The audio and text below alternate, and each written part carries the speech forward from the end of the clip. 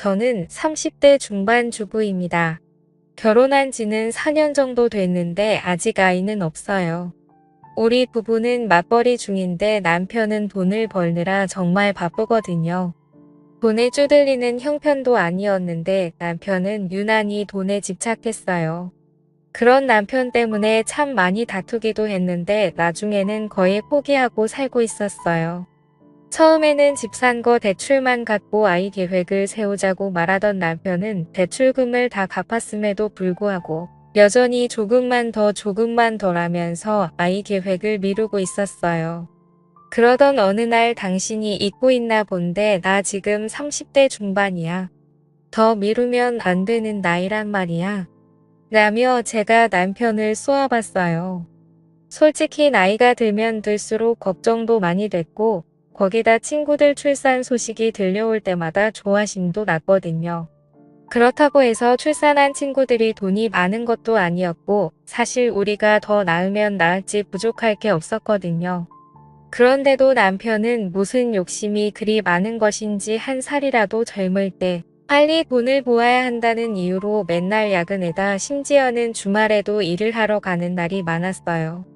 그런 남편을 보며 저도 조금씩 부부의 정이 떨어져 가고 있었고 어느 순간부터 남편과 각방을 쓰게 되었어요.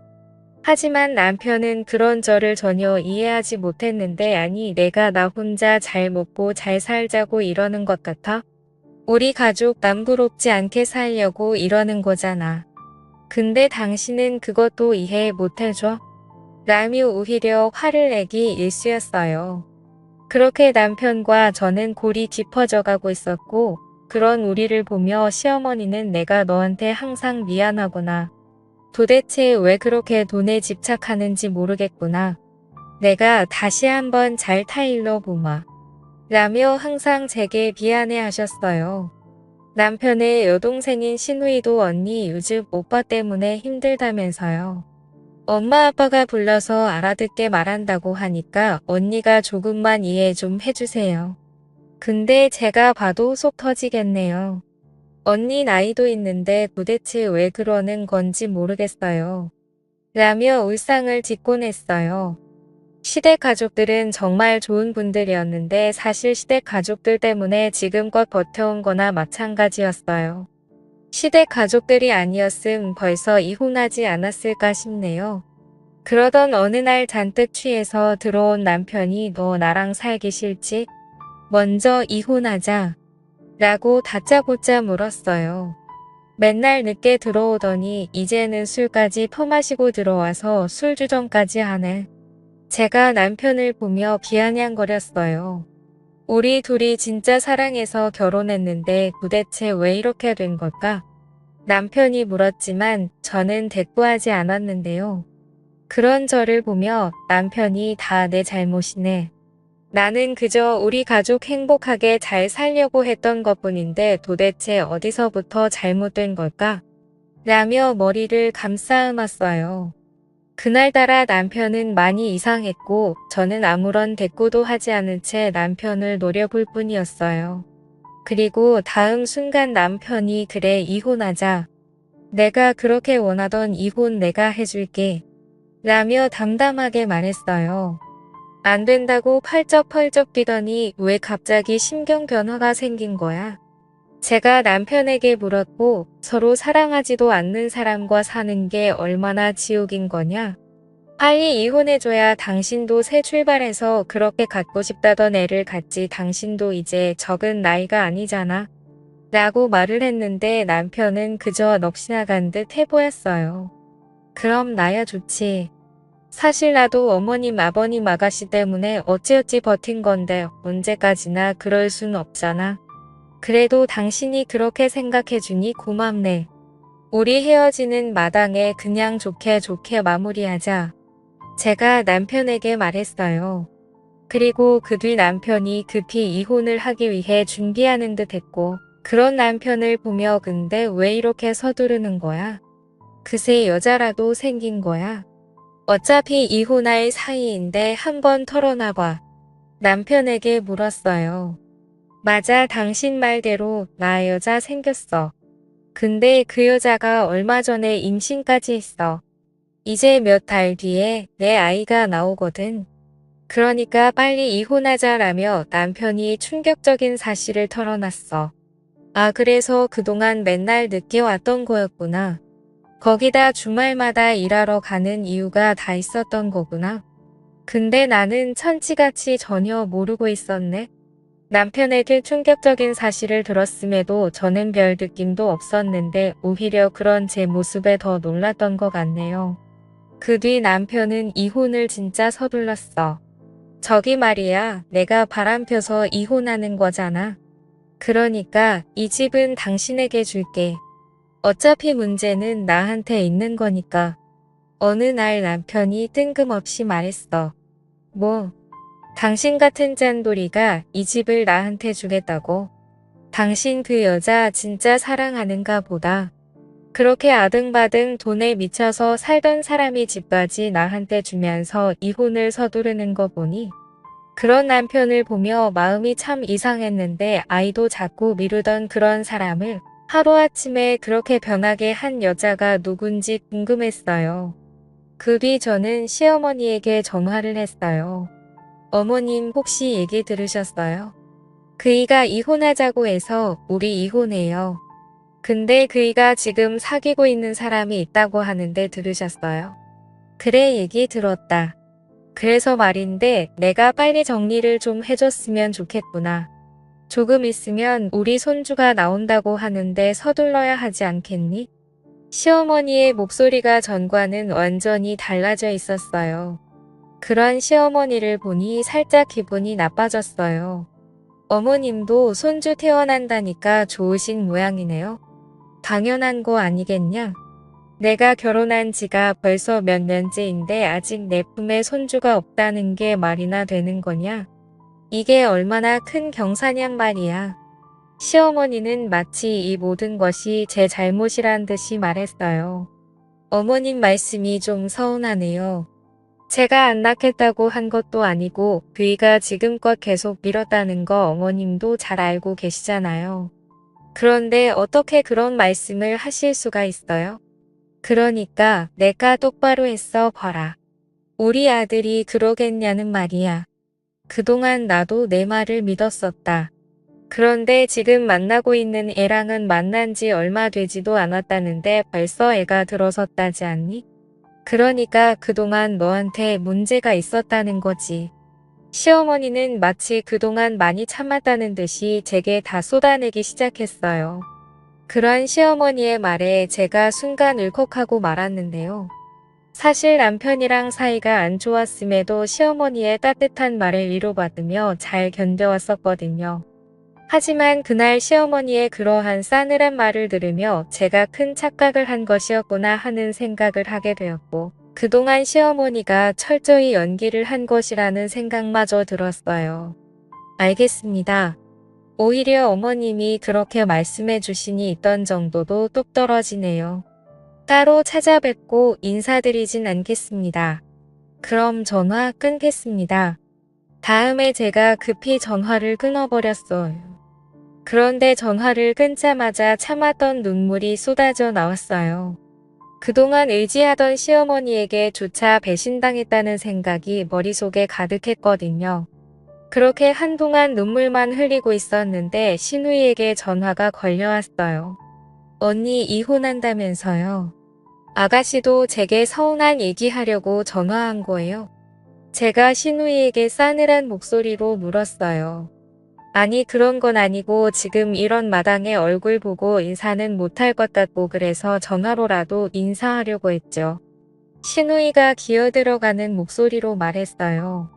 아가씨도 조카 생긴다고 하니까 좋은가 보네요. 모두들 제가 빨리 떠나주기를 아주 간절히 바라는 그런 느낌이네요.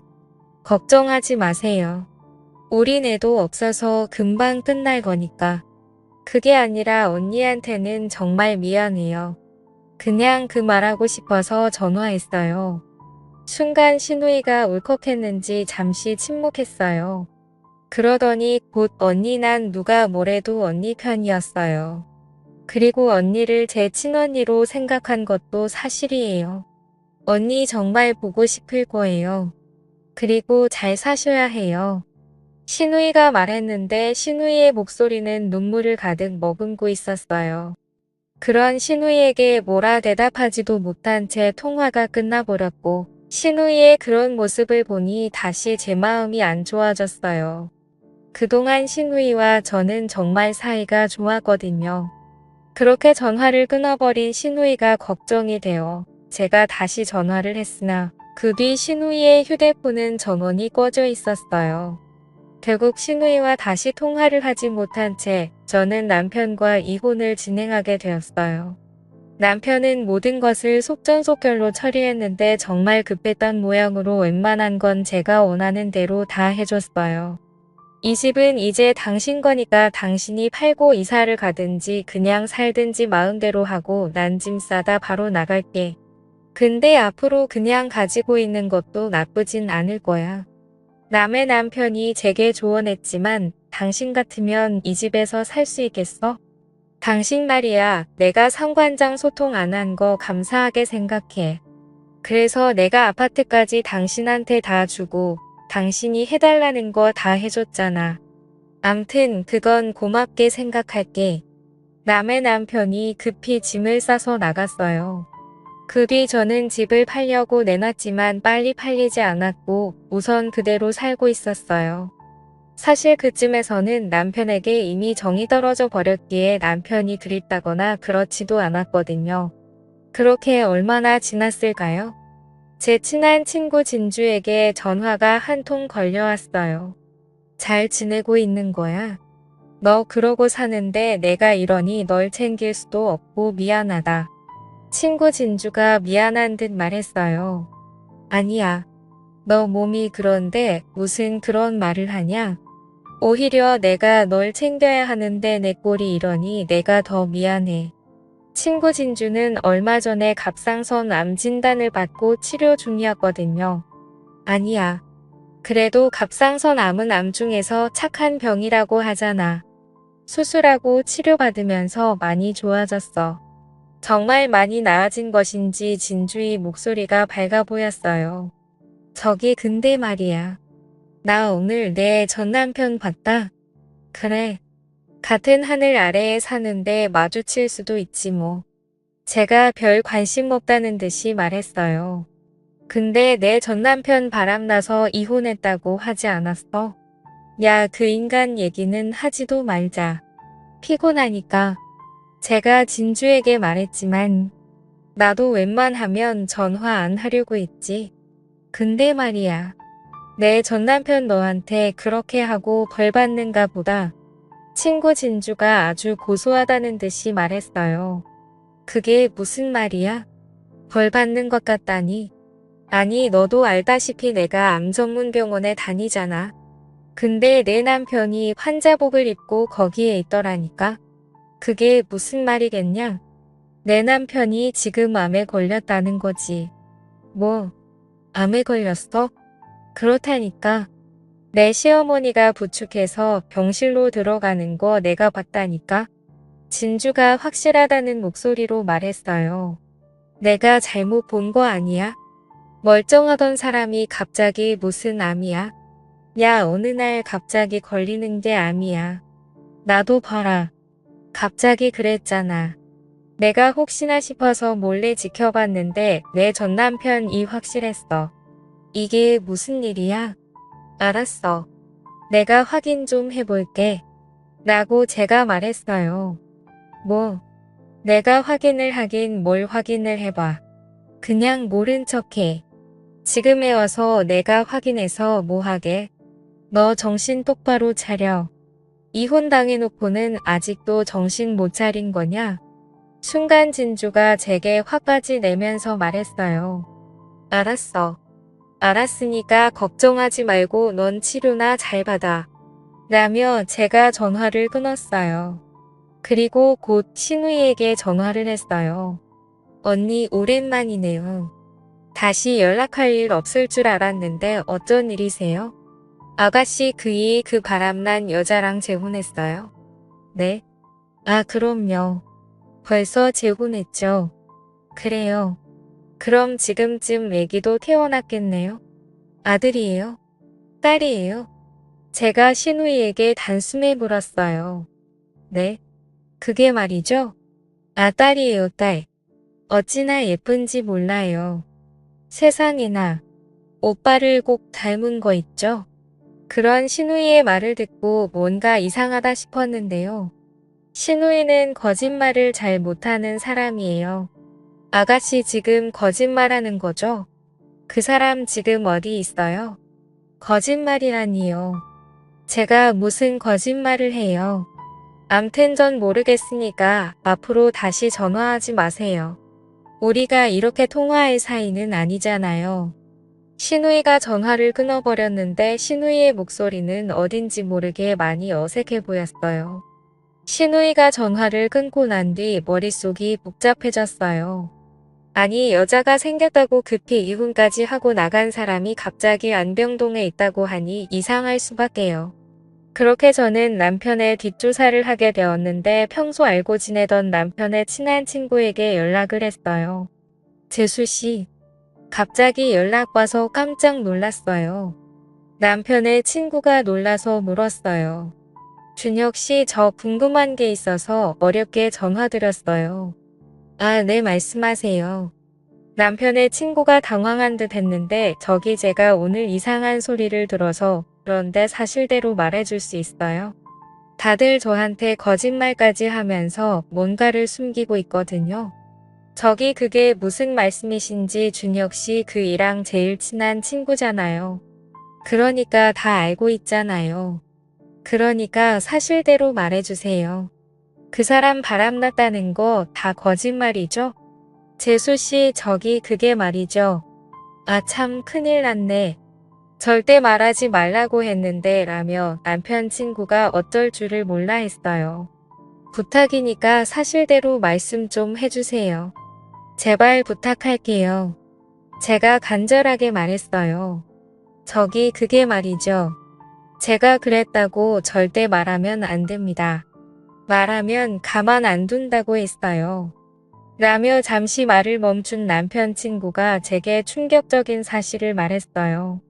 사실은 바람난 거 아닙니다. 그놈이 밤낮으로 이런 건 재수씨도 잘 알잖아요. 그런데 얼마 전에 암에 걸린 걸 알았어요. 몸이 이상해서 병원에 갔더니 대장암 3기라고 했다나 봐요. 근데 이게 반반 확률이라고 하던데 저도 잘은 몰라서요. 네? 대장암 3기요? 그러니까 암에 걸린 걸 숨기느라 이혼한 거라고요? 대체 이게 무슨 말도 안 되는 소리예요? 제가 흥분한 채 소리를 질렀어요. 저기 그게 재수 씨가 아이를 많이 원하잖아요.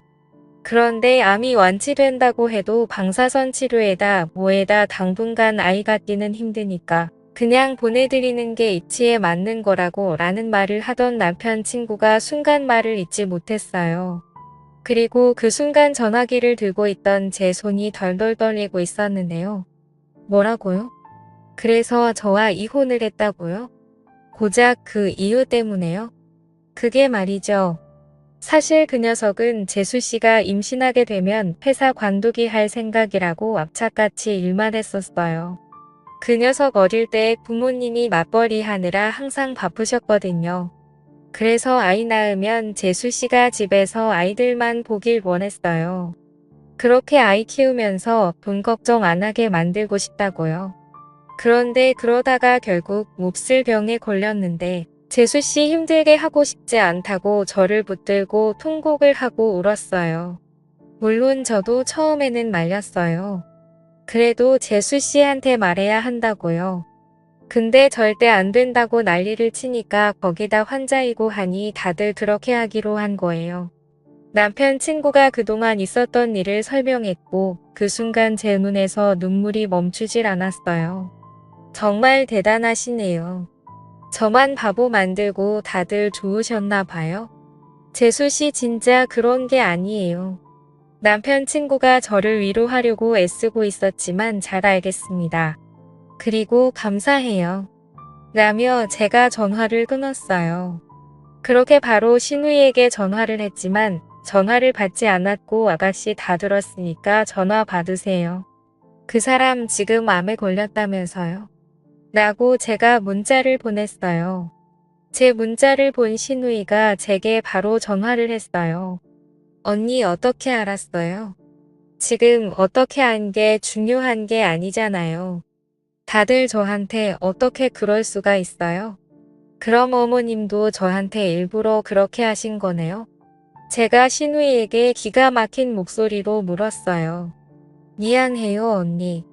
엄마 아빠가 친딸 같은 언니가 마음 아파하는 거 못 보겠다고 그러셔서 저도 어쩔 수 없었어요. 차라리 모르고 떠나는 게 낫다고요.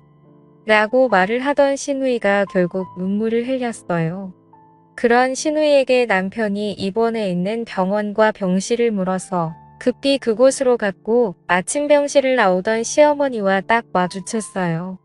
아니, 내가 여긴 어떻게 온 거니? 시어머니 얼굴은 새파랗게 질려 있었는데 그만 가거라. 우린 널 항상 친딸이라고 생각하고 자랐어. 근데 부모가 딸한테 어떻게 그럴 수가 있느냐 말이야. 라며 시어머니가 급히 등을 돌렸어요. 어머님, 저 다 알고 왔어요. 아가씨랑 통화하고 왔다고요. 제가 시어머니에게 말했어요. 그 순간 등을 돌린 시어머니 몸이 움찔했는데 뭐야 너한테 다 말했어? 절대 말하지 말라고 했는데 왜 그렇게 말을 안 들어 처먹는지 모르겠구나. 시어머니가 자포자기한 얼굴로 저를 바라봤어요. 어머님 그래도 이러시면 안 되는 거잖아요. 가족은 어려울 때 함께 하는 게 가족이라면서요. 제가 첫 인사드리던 날 어머님이 제 손을 꼭 잡으시면서 그러셨잖아요. 가장 힘들고 어려울 때 함께 하는 게 가족이라고요. 그런데 어떻게 이럴 수가 있어요?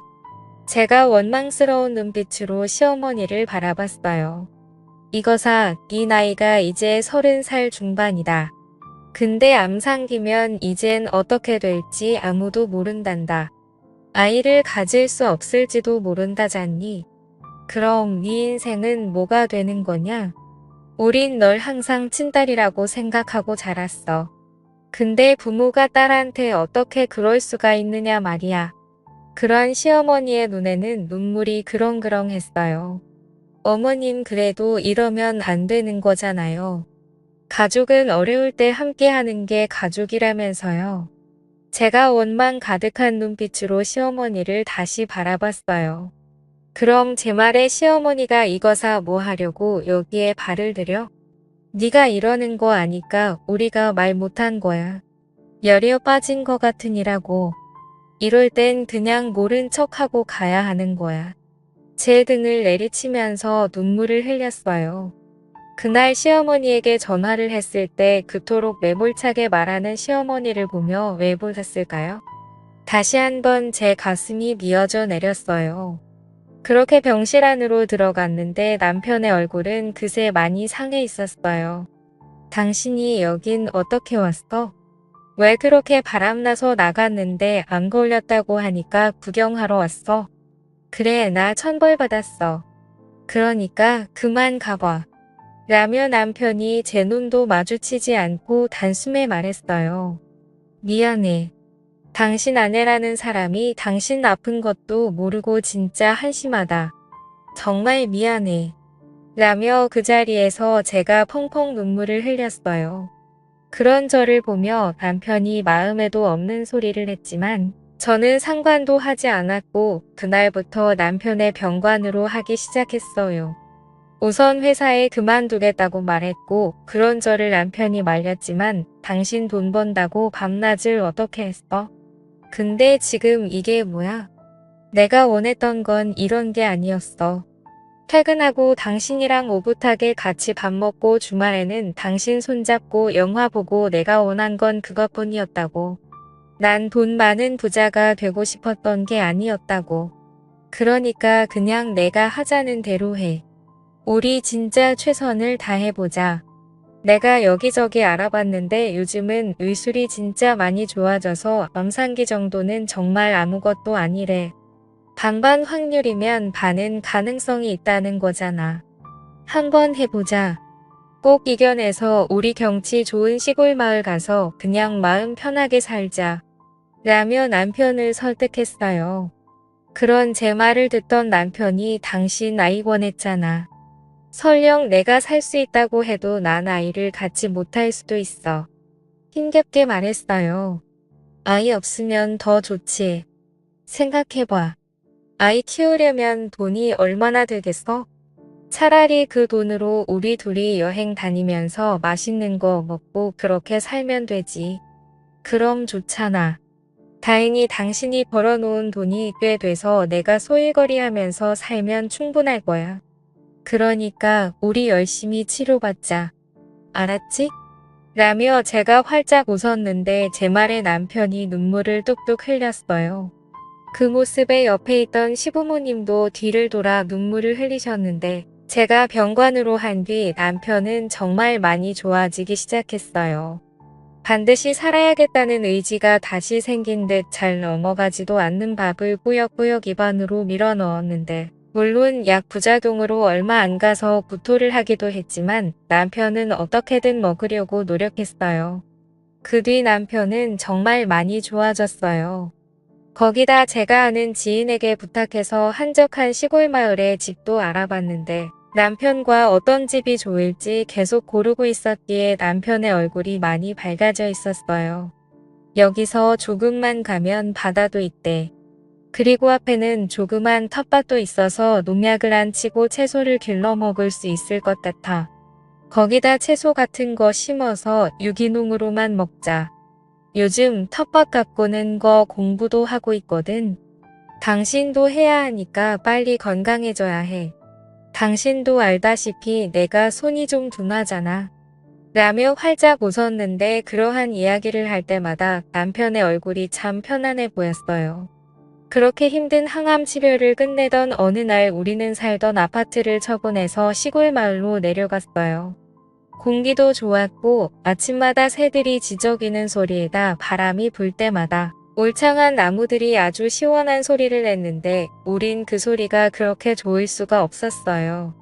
그 뒤 우리는 이곳에 정착해서 잘 살고 있답니다. 정말 다행인 건 남편의 건강이 정말 좋아졌는데 병원에 정기검사를 받으러 갈 때마다 의사 선생님이 칭찬을 할 정도예요. 거기다 몇 달 뒤면 우리 시부모님도 우리가 있는 곳으로 내려오셔서 같이 지내기로 했어요. 시부모님이 내려오시면 텃밭 앞에 만들어 놓은 평상에서 직접 기른 채소로 된장찌개를 끓여서 시골 밥상을 차려드려야겠네요. 요즘은 문득문득 왜 그리 또 악착같이 살았는지 후회가 될 정도입니다. 돈이 뭐가 그렇게 중요하겠습니까? 사람이 살아가는 데 있어 건강하고 행복하게 사는 게 제일 중요한 거 아니겠습니까? 문득 첫 만남에서 제 손을 꼭 잡고 가족은 힘들 때 옆에 있어주는 게 진정한 가족이다. 라던 시어머니의 말씀이 자주 생각나는데요.